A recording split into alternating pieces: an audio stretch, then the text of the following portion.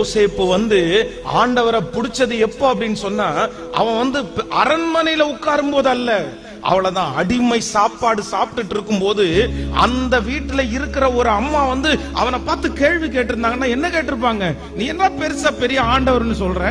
உன் ஆண்டவர் இருந்தாருன்னா உன்னை எதுக்கு வித்து போடுறாங்க? உன் ஆண்டவர் இருந்தாருன்னா ஏன் எங்கள்கிட்ட அடிமையா இருக்கிறாங்க?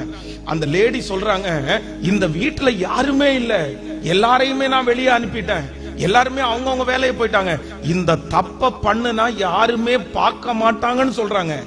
ஆனா யோசேப்பு என்ன சொல்றான் அப்படின்னு சொன்னா, ஏமா இந்த தப்ப பண்ணுனா இங்க உள்ளவங்க யாரும் பார்க்க மாட்டாங்க, எல்லாரையுமே நீ அனுப்பிட்ட, ஆனா நான் ஆராதிக்கிற ஒரு தேவன் இருக்கிறார், அவருடைய கண்ணை மறைக்கவே முடியாதுமா, அவர் இந்த இடத்துல பார்த்துட்டு இருக்கிறாருமா, அவருக்கு எல்லாமே தெரியுமா, அவருக்கு முன்னாடி எல்லாம் வெளியரங்கமா இருக்கிறது.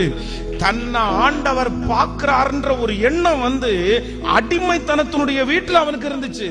பிரதர் சிஸ்டர், உங்களை ஆண்டவர் பார்க்கிறாரான்னா, நிறைய பேர் ஆண்டவரே நீர் என்ன பார்த்துட்டு இருந்தா ஏன் இதெல்லாம் நடக்குது? நீங்க என்ன பாக்குறீங்களா? என்ன விசாரிக்கிறீங்களா? நான் போகிற வழி உமக்கு தெரியுமா? நீ தெரிஞ்சிருந்தா இப்படி எல்லாம் எனக்கு ஏன் நடக்குது?